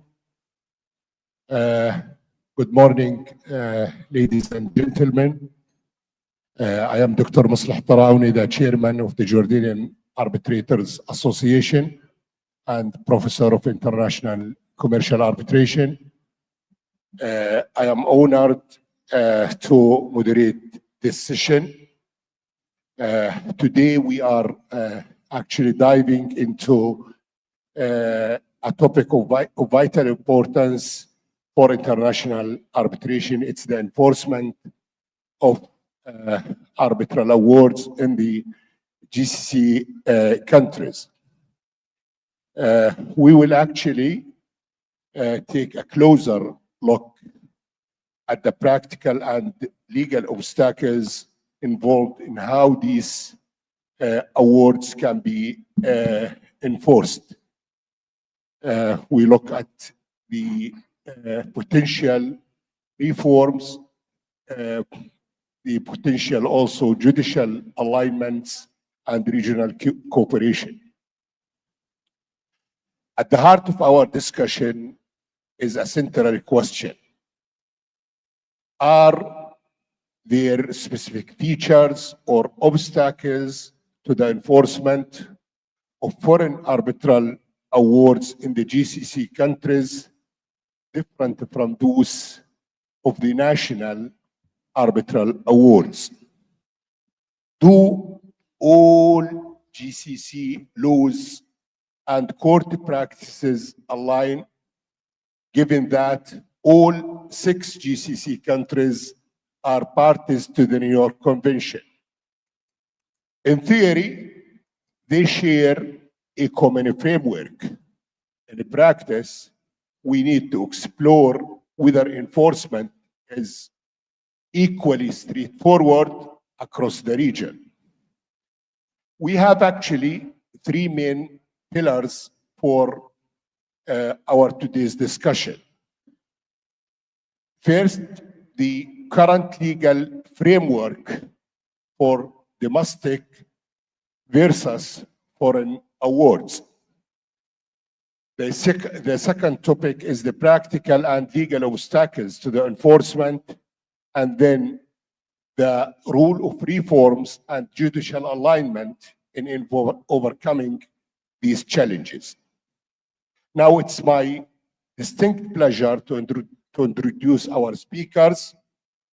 First, Professor Thomas Clay, a luminary in international arbitration, professor at the Sorbonne Law School, where he leads the teaching of international arbitration law and alternative dispute resolution.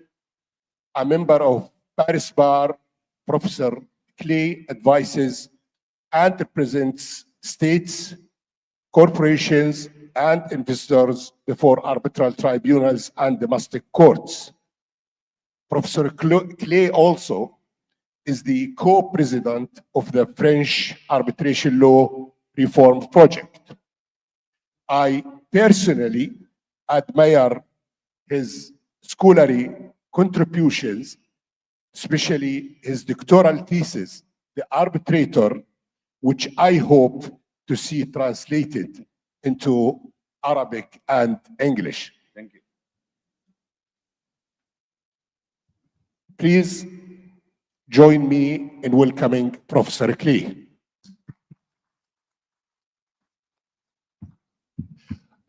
Next, Dr. Zaina Obeid is a partner at Obeid Partners based in Dubai, where she practices in arbitration department as counsel and as an arbitrator in commercial and construction disputes. She is a fellow, accredited tutor, and co-vice chair of the CR United Arab Emirates branch. She is also the co-chair of IBA Young Lawyers Committee, ICCF representative for Dubai and Lebanon. She has been ranked as future leader in arbitration. Please also join me in welcoming Dr. Obeid.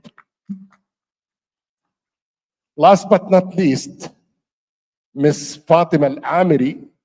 Fatima is a senior litigation lawyer licensed to appear before the appeals court in Oman. She works at Al-Yaqtan Al-Busaidi law firm in association with Dentons and serves as ICCF representative for the Middle East, Musqat, in addition to acting as counsel in court and arbitration proceedings. Fatima advises on Omani law in a cross-jurisdictional and international arbitration, offering a well-rounded and practical perspective on dispute resolution. Please also join me in welcoming Ms. Al-Amiri.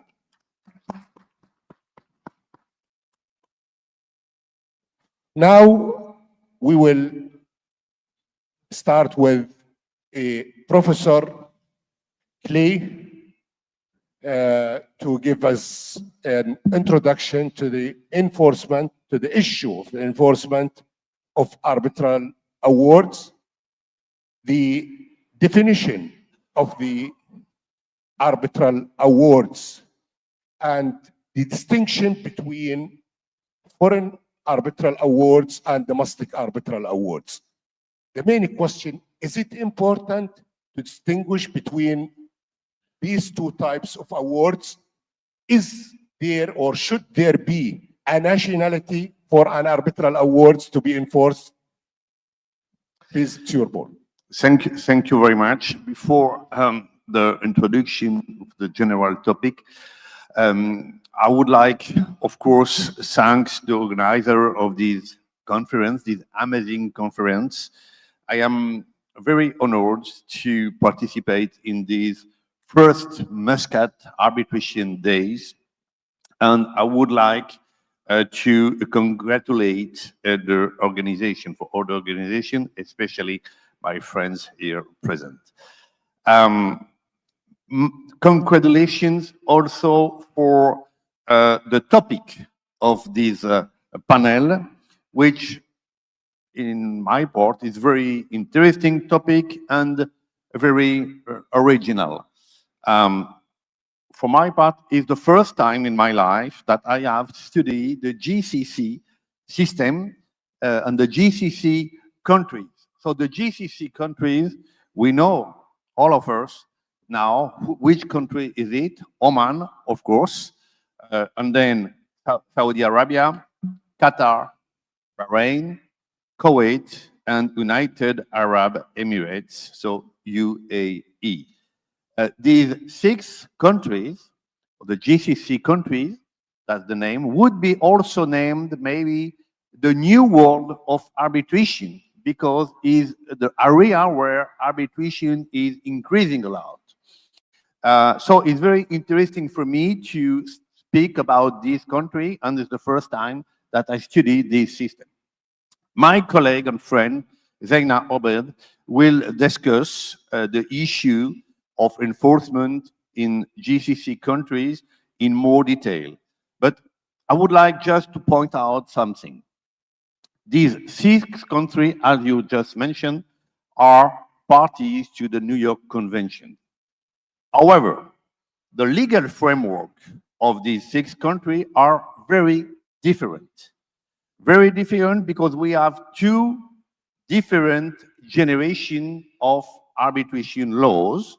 The oldest, Oman and Kuwait, compared to the more recent law based on UNCITRAL model law in Saudi Arabia, Qatar, Bahrain, and United Arab Emirates.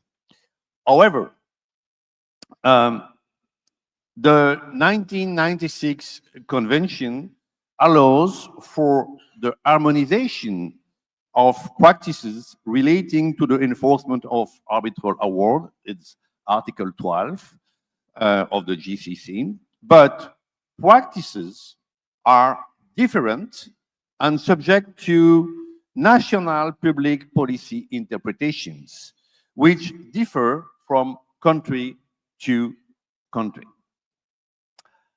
But it is very important because the enforcement of awards is the key point. What would be the point of arbitration if awards cannot be enforced? Arbitration does not have any utility.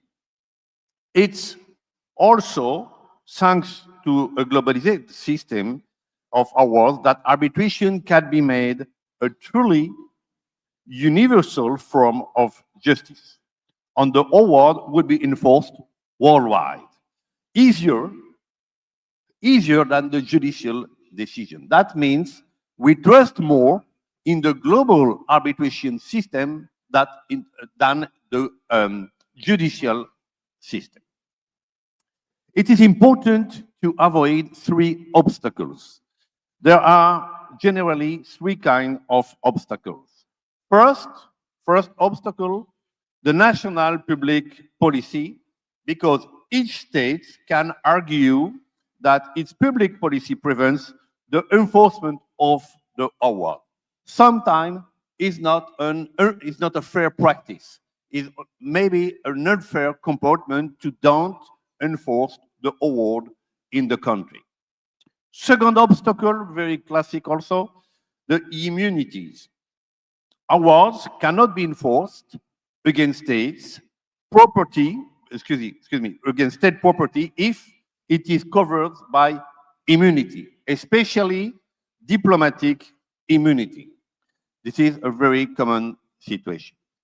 But the third obstacle is maybe the most interesting obstacle, is the annulment of the award in the country where the arbitral tribunal were sitting. It is on this last point that I would like to focus now very quickly. Currently, in the world now, we have 2 different systems for the enforcement of the award. We have the countries apply the New York Convention. That don't means the other country don't apply the New York Convention. But we have first kind of countries apply the New York Convention, and second kind of countries, the countries go beyond the New York Convention. Considering that the New York Convention is only a standard for the enforcement of arbitration, and we can go beyond the New York Convention, following the goal of New York Convention, the spirit of the New York Convention, more than the letter of the New York Convention. The first countries applied the New York Convention. For them, is no enforcement possible for an award set aside where the arbitral tribunal was sitting. For example, if an award has been rendered in Dubai, and if the court of Dubai annulled the award, it is not possible to enforce the award elsewhere in the world.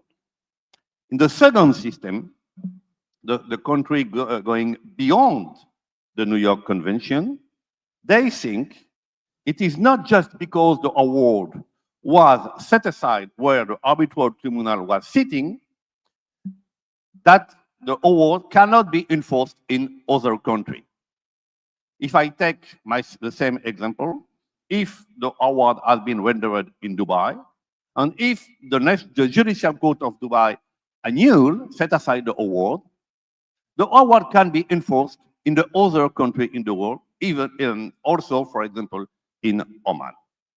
This system is the system used in France, and is why the French law arbitration is well known in worldwide. This system makes arbitration the most effective form of justice in the world, and this is the reason why I strongly recommended for Oman during these first Muscat arbitration days to adopt this system, and also not only for Oman, but all the countries of the GCC countries, because it is the only way to become a leading place of arbitration worldwide, and it is my wish for Oman. Thank you. Thank you, Professor Klee. And now we will move to Ms. Fatima Al-Amri to introduce us on the distinction between domestic and foreign arbitral awards in the GCC countries, and whether they have the same legal system or different legal system. It's your, please. السلام عليكم everyone, good morning. أول شيء بتكلم بالعربي وبعدين بغير بالإنجليزي. أريد أشكر مركز عمان للتحكيم على تنظيم هذه الأيام وعلى التنظيم الرائع، وعلى هذه الفرصة أني أنا أكون في هذه الحلقة للنقاش مع الزملاء. الحين ببدأ أتكلم في الموضوع. Thank you. To frame our discussion, it's very important to distinguish between domestic and international and foreign arbitration awards. The distinction usually made is between domestic and foreign awards. However, there's a third layer to that is introduced in modern arbitration regimes, like the Oman arbitration law, which is international awards or international arbitration. For the domestic awards, I'll go through each one of them first, and then I will explain why it is very important to have that distinction. The first type of awards is domestic awards or domestic arbitrations. Domestic arbitrations are arbitrations that are done within the jurisdiction where the award is issued under the same law on which the parties are, and therefore is supervised by the national courts of that system. A foreign award, on the contrast, is an award that is issued in a different jurisdiction than the one that is going to enforce it. Now, the third layer, which is international arbitration or international award, is the characteristics of the arbitration itself.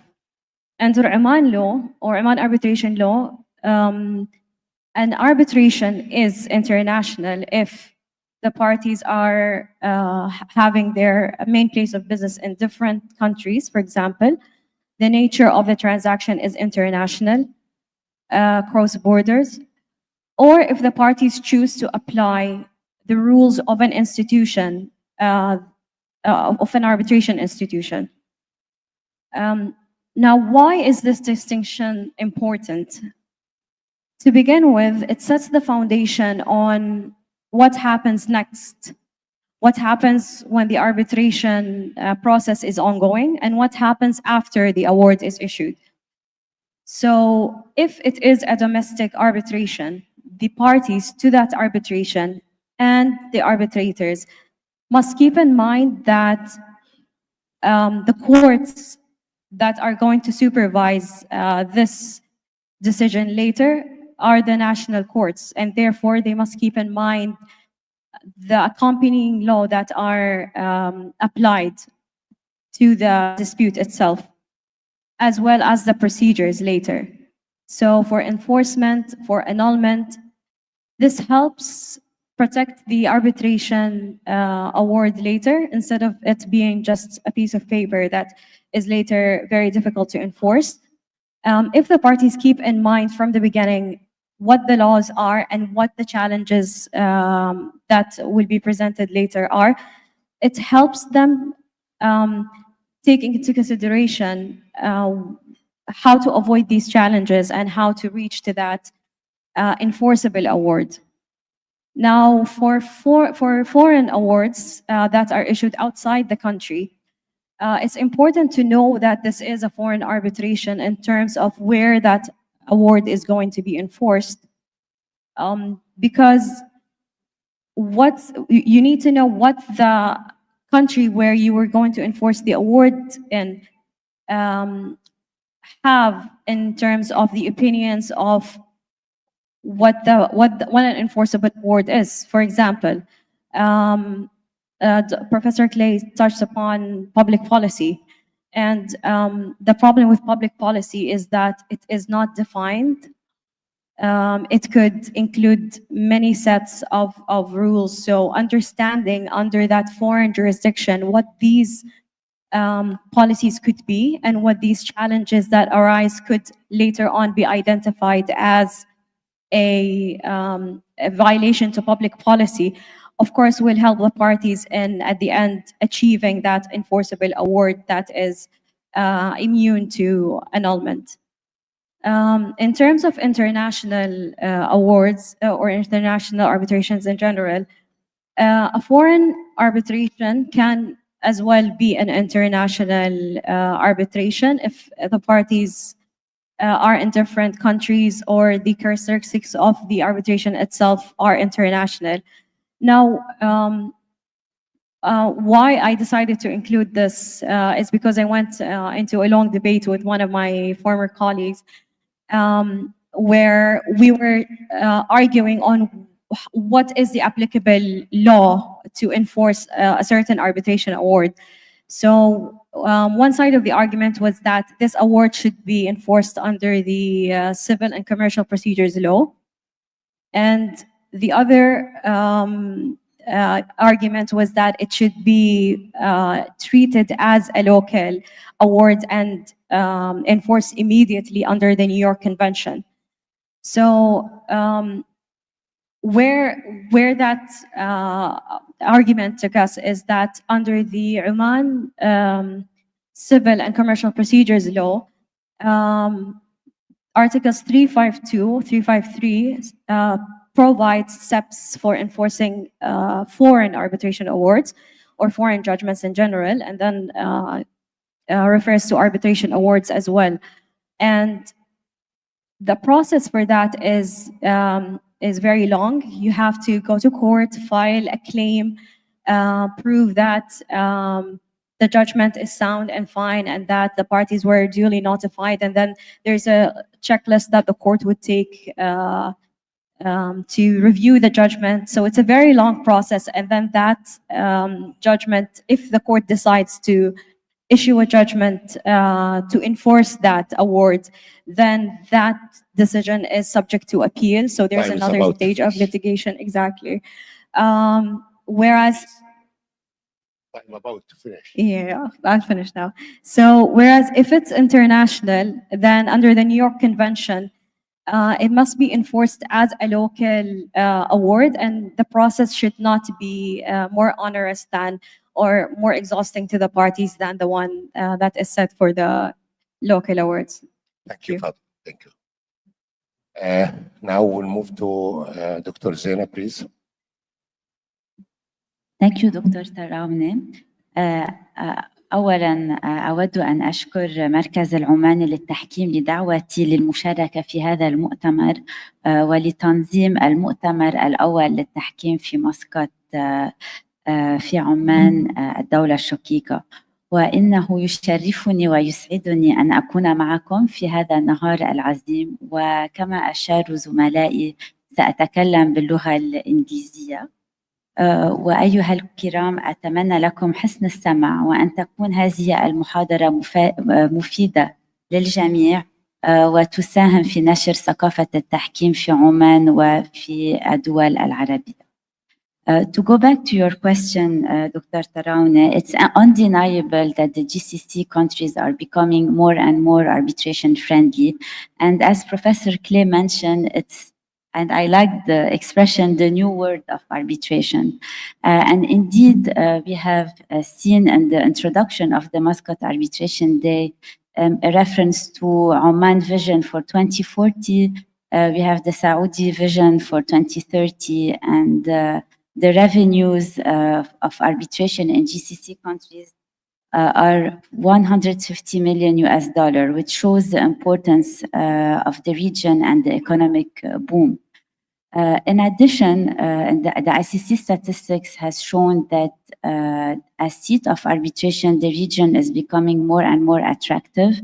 For example, Dubai is ranked number 5 as seat of arbitration, followed by Doha and followed by Riyadh. So we see the importance of the number of arbitration in the region. We have mentioned that all the Arab countries have signed the New York Convention, which is a very good sign in terms of enforcement. Despite this, there are some hurdles, and I will provide some examples of court decisions of hurdles that were overcome and what are the remaining challenges that we see very briefly, and I will give you a quick overview. First, in the UAE, a very welcome decision has been rendered very recently on 4 August 2025 that it's no longer required for arbitrators to sign each page of the award. This was a ground for annulment on the basis of public policy, so it's a very welcomed decision.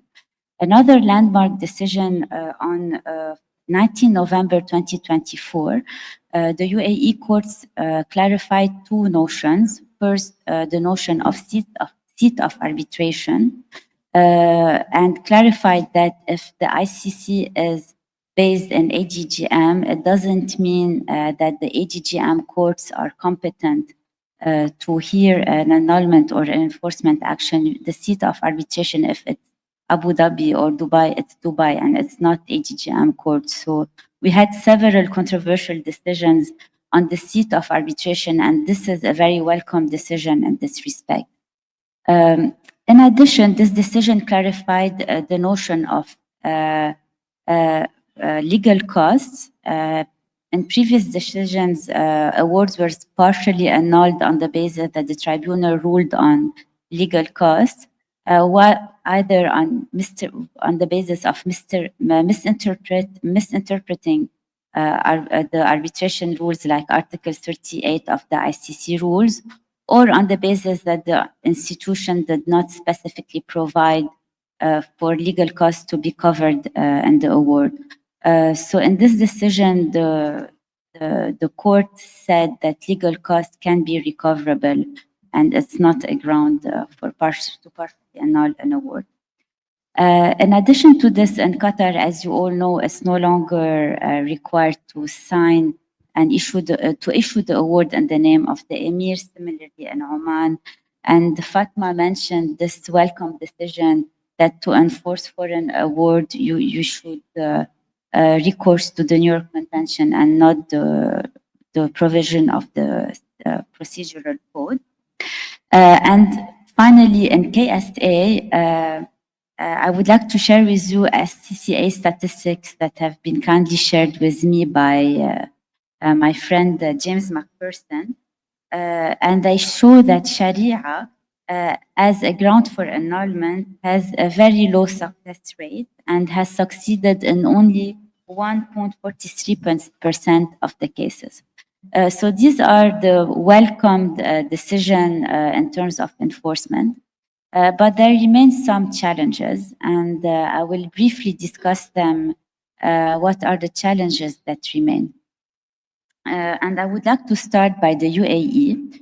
We have some decisions that are still requiring at the enforcement stage for the respondent to have assets in the UAE. Otherwise, it will not be enforced. So we have two decisions in 2013 and 2022.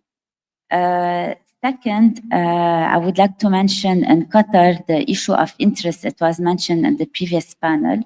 Although it was well established that awards can rule on interest, we have some decisions and there is a fluctuation in the Court of Cassation decisions. We have the recent decision of 20 March 2023, where the Court of Appeal set aside an award on the basis that it has ruled on interest on the basis of public policy.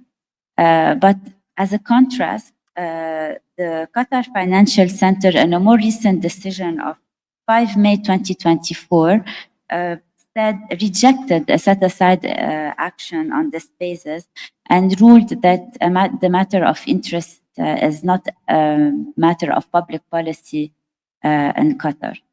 Another notable decision of 31st October 2022, the Qatar Court of Appeal set aside a procedural order granting an interim measure in relation to bank guarantee. And in contrast, the UAE, for example, they rejected a challenge on a procedural order rendered by a tribunal. That's a very recent decision of 19 February 2024. And as a final note, in Oman, and I'm sure you all know about this decision, which where the court recognized jurisdiction to set aside an ICC London-based award on the basis that one of the party is Omani. Although the Supreme Court rejected the challenge on the merits, but the fact that they retain jurisdiction on the basis of the nationality of the party, it's still an open issue. So these are very broadly the challenges that remain in the region. Thank you, Dr. Zeina. And allow me please to summarize in Arabic. الموضوع الأساسي هو تنفيذ أحكام التحكيم كما تحفون الأخوة المتحدثين. نبدأ بالأستاذة فاطمة ميزت بين 3 أنواع من أحكام التحكيم: أحكام تحكيم أجنبية، أحكام تحكيم دولية، أحكام تحكيم وطنية. السؤال الجوهري، وهذا راح يكون مفتوح للجميع، السؤال الجوهري: هل ما زال موضوع التمييز بين هذه الأنواع من الأحكام ضروريا؟ يعني هل ضروري أميز بين حكم تحكيم أجنبي، حكم تحكيم دولي، وحكم تحكيم وطني في ضوء انضمام 172 دولة في العالم إلى اتفاقية نيويورك؟ وبالمناسبة إذا بنطلع على المادة 5 من اتفاقية نيويورك وأسباب رفض الاعتراف والتنفيذ الواردة فيها هي نفس أسباب البطلان الواردة في معظم قوانين التحكيم في دول الخليج العربي، نستثني الكويت كما قلنا، لأن الكويت ما زالت بتنظم المسألة في قانون المرافعات. هذا سؤال مفتوح للجميع وهو سؤال مهم جدا، وهو سؤال يجب أن نعيد النظر فيه في موضوع اللي هو التمييز. وهذا أستاذي فاطمة أشارت إلى موضوع في غاية في الخطورة، قالت إنه بالنسبة لا تنفيذ أحكام التحكيم الأجنبية ما زالت محكومة بقوانين المرافعات. السؤال الثاني المرتبط بهذا السؤال: هل دول الخليج العربي وبعض الدول العربية الأخرى ومنها الأردن بلدي ومنها جمهورية مصر العربية، هل في التنظيم القانوني الوارد فيها فيما يتعلق بتنفيذ أحكام التحكيم الأجنبية وبالممارسة القضائية تخالف المادة 3 من اتفاقية نيويورك، واللي بتقول الدول هي حرة في تنظيم إجراءات تنفيذ حكم التحكيم الأجنبي، لكن يجب أن لا تفرض شروطا أكثر قسوة ولا نفقات أكثر من تلك التي تفرضها على اللي هي أحكام التحكيم الداخلية. هذا السؤال أستاذ فاطمة في غاية الخطورة. فلذلك do we really violate the New York Convention or not؟ بروفيسور توماس كلي أثار موضوع في غاية الخطورة، قال إنه في عندنا نظامين في العالم، قال في عندنا نظامين في العالم، بروفيسور كلي قال في عندنا نظامين في العالم لتنفيذ أحكام التحكيم: اتفاقية نيويورك وخارج عن اتفاقية نيويورك. أي بمعنى هو بقصد النظام الفرنسي بشكل أساسي اللي بيطبق النص الأكثر most favorable provisions أو النص الأكثر تفضيلا كما هو الحال بالنظام الفرنسي. وأيضا أشار إلى أنه العوائق الأساسية هي النظام العام، التنفيذ ضد الدولة ومكان صدور حكم التحكيم. الدكتورة زينة أيضا أشارت إلى obstacles، إلى عوائق تتعلق بالتنفيذ. وهناك بالمناسبة ما أشارت إليه الدكتورة زينة بعضها يتعلق بأحكام تحكيم صادرة داخل دول مجلس التعاون الخليجي وبعضها صادر خارج الدولة. هل بتفرق موضوع إنه أنا أخالف النظام العام فيما إذا كان حكم التحكيم صادر داخل الدولة أو خارج الدولة؟ هذه هي المواضيع اللي يعني اللي بيثيرها موضوع تنفيذ الأحكام التحكيمية. فإحنا حتى نفتح المجال لجميع الزملاء للمداخلة ولتوجيه الأسئلة يعني للمتحدثين بهذه الطريقة بكون يعني أفضل. والآن تفضلوا. الدكتور سعيد ثم الدكتور فراس. تفضل دكتور.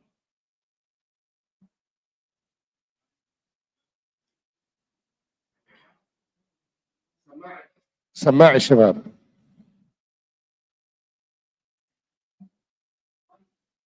مايك.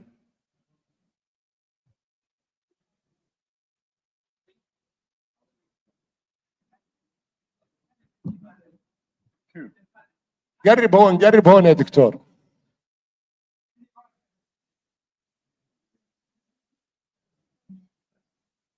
شكرا دكتور. أنا حقيقة بوجه الكلام أكيد للأساتذة الأعضاء البانل، لكن تركيز أكثر للبروفيسور كلاي.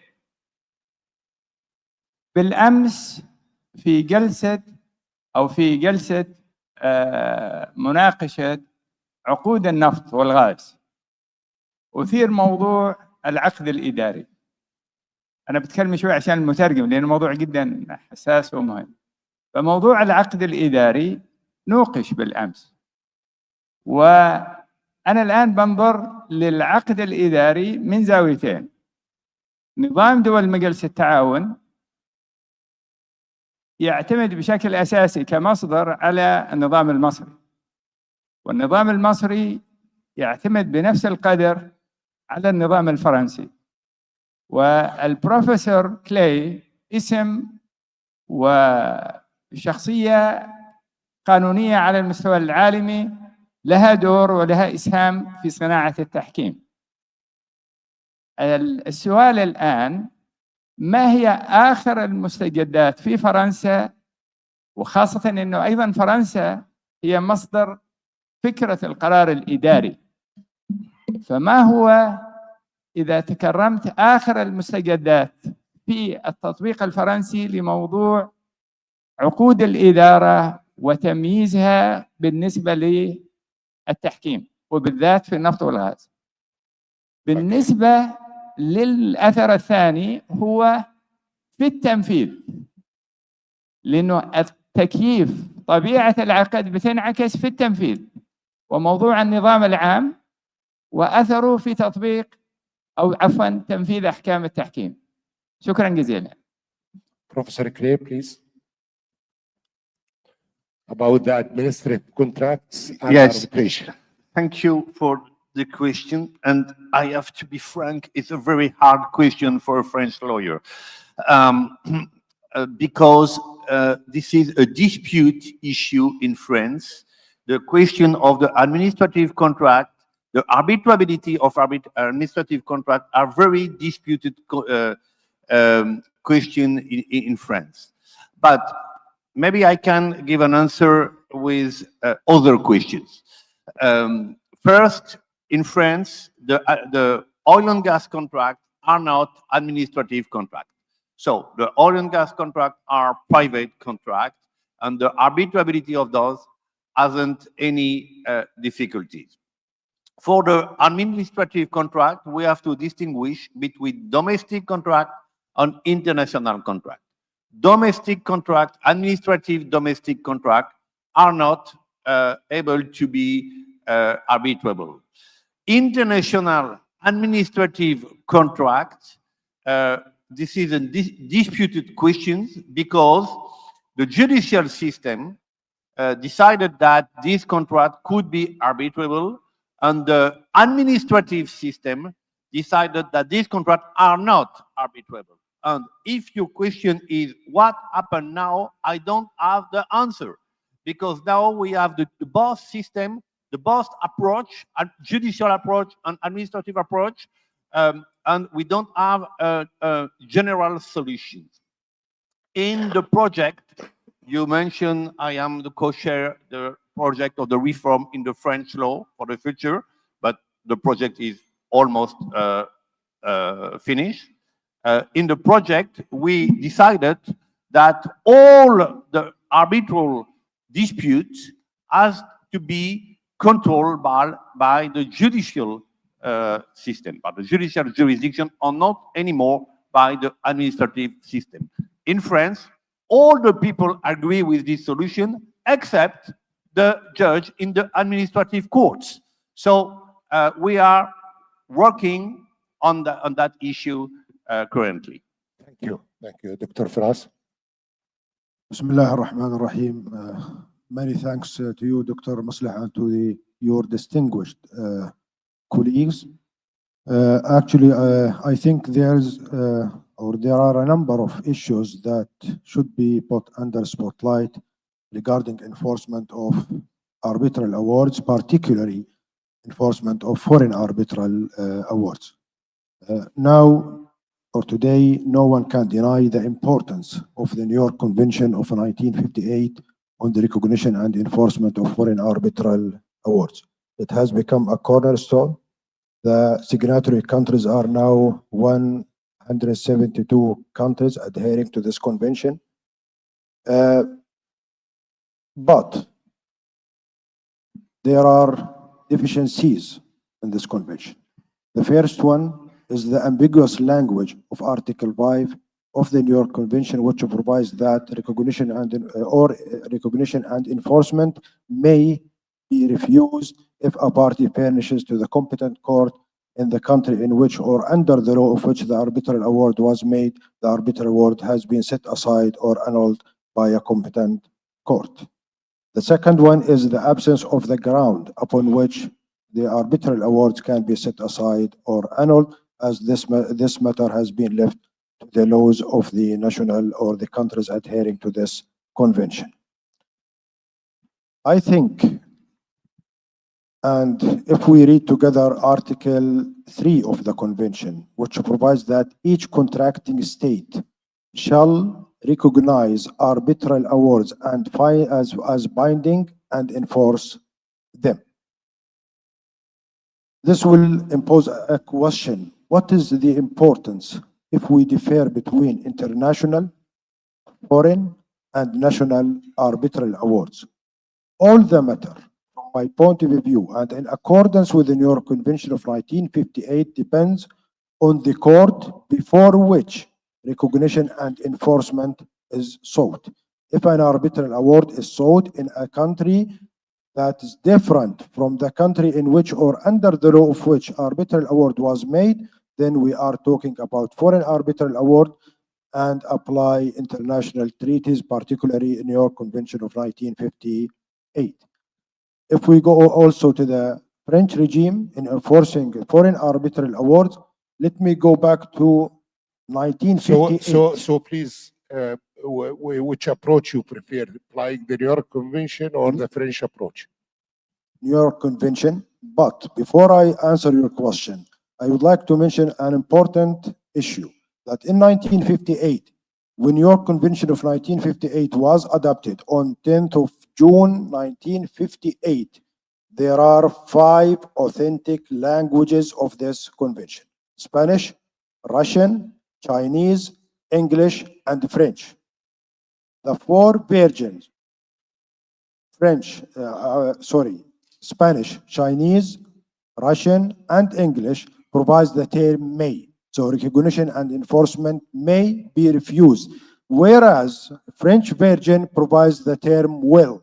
So we can read it, recognition and enforcement will be refused. So there's a doubt if these versions are equally authenticated as it has been said at that time.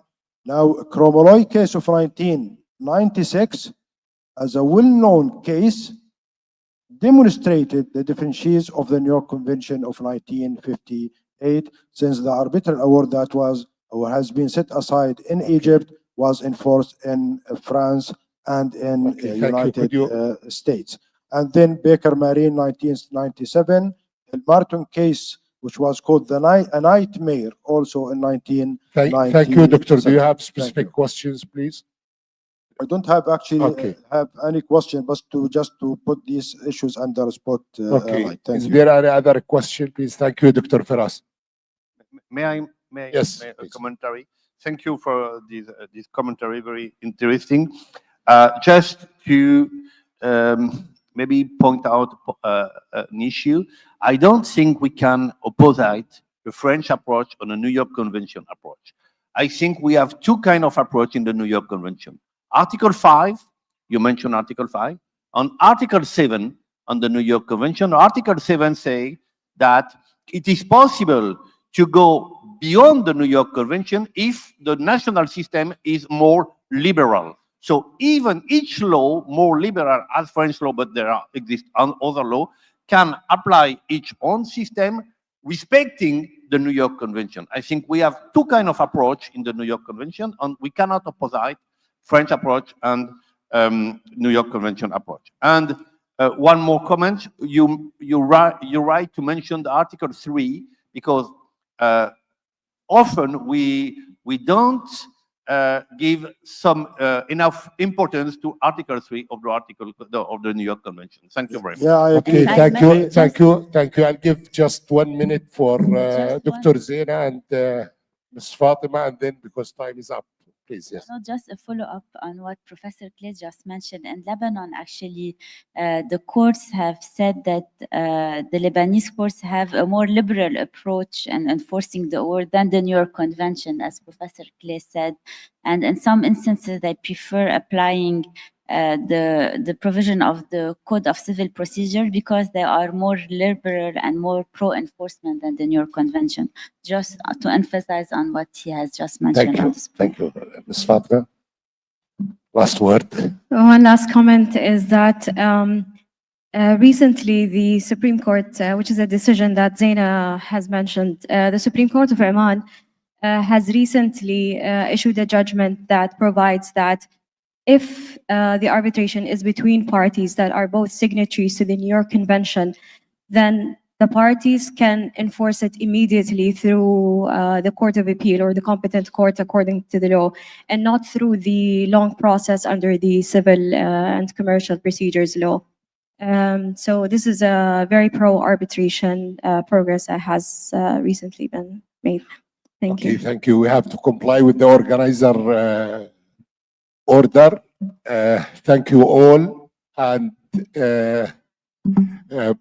all the speakers are ready to answer the questions during the coffee break. Thank you. Thank you.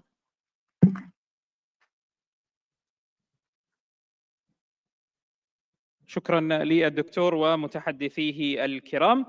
الحضور الكريم، هذه كانت الجلسة الثانية لليوم، كانت جلسة مميزة بحق. الآن حان وقت الاستراحة القصيرة، سنستأنف الجلسات في تمام 11:30. رجاء من الجميع التواجد في القاعة بعد ربع ساعة تقريبا من الآن. شكرا لكم. وبعد ذلك ستكون عندنا الجلسة التاسعة لأعمال هذا المؤتمر، والتي تناقش التحكيم في المنازعات البحرية. ننتظركم بشغف في تمام الساعة 11:30. شكرا لكم.